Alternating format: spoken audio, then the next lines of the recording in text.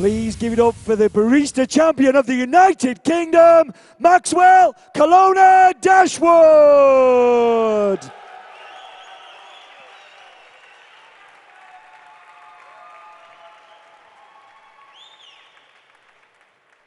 I think you know what to do. Good luck, Maxwell. I look forward to seeing the other side. Thank you, Steve. Hello. Okay, let's begin. So specialty coffee takes each of us to some strange places. For me, it was a chemistry lab at the University of Bath about a year ago. Now, the purpose of my visit was to collaborate with a computational chemist to try and answer some of the mysteries about the way brewing water impacts on the flavor of coffee. The past year has been amazing, so much so that our research has been published in a peer-reviewed scientific journal. Now, this is exciting, but there's also a problem. I want to share these experiences, and science is complicated. But then I think about it, and specialty coffee is complicated too. It's full of terminology and ideas that we need to explain to people. And then it hits me. It's really a question of communication. And so to help us along today, I've turned the principal aspects of water chemistry into illustrated characters. And I'm going to introduce you to them in just a moment. I myself am also going to get into character for the next couple of minutes to be your guide. I'm doing this also because I think that if we're having a good time, things like communication and learning, they just get that little bit easier. The coolest thing about specialty coffee, though, is that at its heart, we're communicating with flavor above everything else. And so in front of each of us are 3 glasses of filter coffee. This is all the same coffee, brewed in the same way. I think you've guessed the difference. It's the water. I'll be using this coffee later in the routine, but this is not my signature drink. This coffee is from Ethiopia. It is from the Yirgacheffe region, a family-owned mill called Aricha. It's a cooperative with 700 members, grown between 1950 and 2,150 meters above sea level. The varieties are heirloom, and this is a washed coffee. Now, if you could all pick up the glass on your left, first of all, and we'll taste this together, okay? There we go. So it's okay, it's not too bad. It's kind of empty, and the acidity is slightly sour. Why is this? Well, let me introduce you to 2 people. Calcium and magnesium. These are the minerals we want in water because they have something called a binding energy, which means they can actually attach to and pull flavors out of the coffee. The coffee we just tasted was brewed with soft, empty water. There's very little minerals, so it lacks complexity. But they're not the reason for that sourness. That's all to do with my favorite part of water componentry, the buffer. Now, the buffer's job is to organize compounds within any given liquid. What it's ultimately trying to do is maintain a constant pH. Now, coffee is predominantly made up of weak acids, and if we have no buffer, then the acidity is unbalanced. Let's taste the middle glass now. Okay, so sorry about this one. It's the least pleasant on the table. Now here we've got a very different water. We've got lots of calcium. Now he likes to bring out heavy, creamier flavors, whereas magnesium has a preference for sharper, fruitier flavors. The problem, though, is now the buffer has gone from non-existent to absolutely rampant, and he's destroying all of the good work that the other 2 are doing. Let's taste the glass on the right now. There we go. So now all 3 components in the water are working together to showcase the flavor of this coffee. But what fascinates me personally is that the middle and right glass were brewed with waters that have the same TDS reading. Now, a year ago, before I started this project, I would have used TDS to try and tell me how the coffee might taste. Evidently, this doesn't really work, and what matters is the components in the water. So thank you very much for joining me on that little scientific journey. It's now time to apply this to the rest of the routine, and we're going to begin with the Cappuccino course.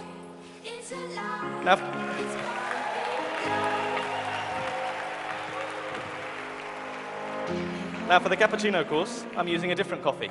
It's one I've chosen for one reason only. It tastes really, really good in milk. It's from Nicaragua. It's from a famous farm called Limoncilla. But the variety is less common in Nicaragua. It's the longberry variety. The processing method is also less common in Nicaragua. A natural process with infrequent turning of the cherries. The milk is from Ivy House Farm, an organic Jersey herd in the southwest of England. It's grass-fed, organic, and unhomogenized. What about that third ingredient, though, the water? Well, the water here is in these boilers. It's not in my control. What I can do is I can test that water, and I can feed that understanding into the way I brew the coffee. Now, the WBC has a spec, but there's a range within that spec. And when I checked the water here today, calcium and magnesium are there, which is a good thing. But unfortunately, the buffer is a little too high. Now, remember that second glass that we didn't like very much? The buffer is in danger of doing that to the drinks I'm serving you today. So I'm going to run the shots a little bit differently. I'm going to pull them a little bit quicker to make sure that I have enough acidity to push through that buffer.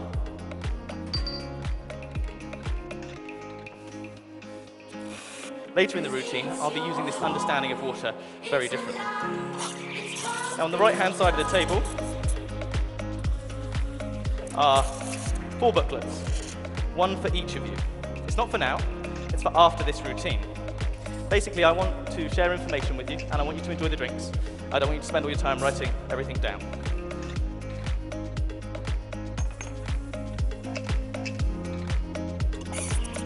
Time check, please. Thank you very much. It's your heart, it's alive, it's pumping blood. When I cut this coffee, I got excited, not just because it cups really well, but because I quickly thought, how would this taste in milk? And you are about to taste the fruits of that thought process, okay?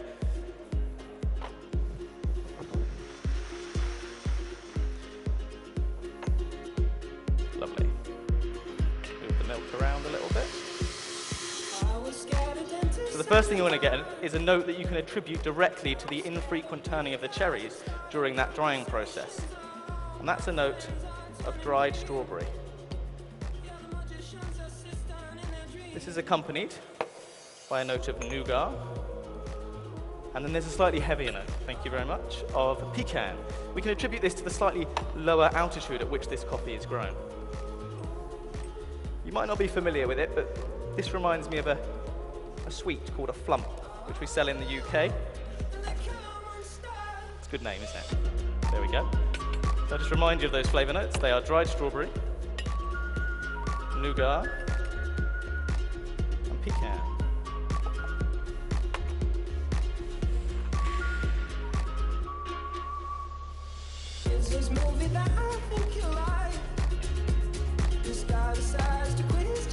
Whilst I leave you with these 4 cappuccinos, I will begin preparations for the espresso.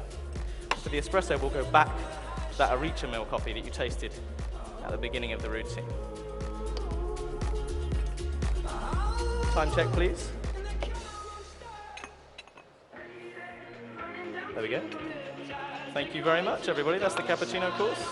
Let's give it up for those cappuccinos!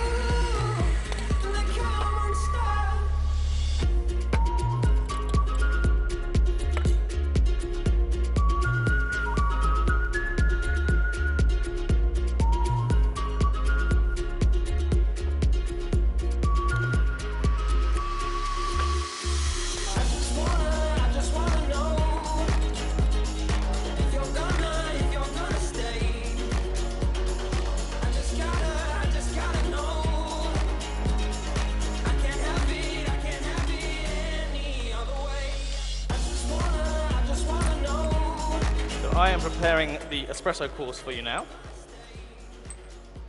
Now with this, we're moving back to the Aricha coffee that you tasted at the beginning of the routine with that water test. What I've done here is I've actually taken water and my understanding of it back to the roasting level. Because when you think about it, water probably impacts on a roaster more than anybody else. In essence, they're actually roasting their coffee to a given water. So I roasted this coffee with Ben President at Tate Roastery in London, and we roasted it to different profiles 4 different waters.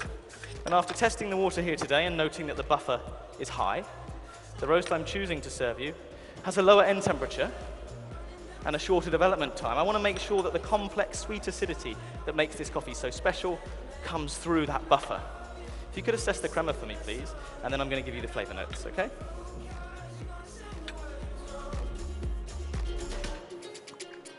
Marvelous. Okay, so the first flavor note you're going to get is typical of some of the most magnificent coffees from this part of the world. It's the aromatic citric note of bergamot. This is accompanied by a fresh note of pomegranate, and on the second sip especially, it develops into plum. Now the tactile balance is fresh, juicy, and clean. That's what you'd expect from a coffee grown this high up with a wash process. But on the second sip, it gets a little sticky, especially on the roof of your mouth. This espresso has a medium to light body. Thank you. Let's hear it for those espressos!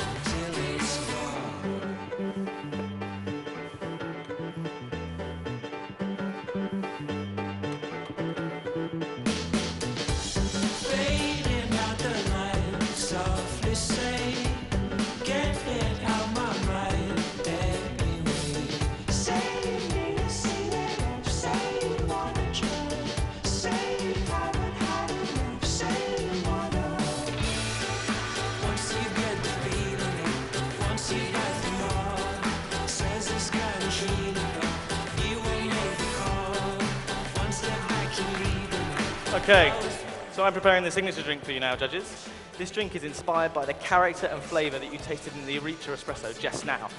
Not just its flavor, though, but its tactile balance. With this drink, I'm looking to stretch that out. I'm also looking to utilize the power of water in its own right. Now, this drink has 4 ingredients, the first of which you can see at the bottom of these glasses.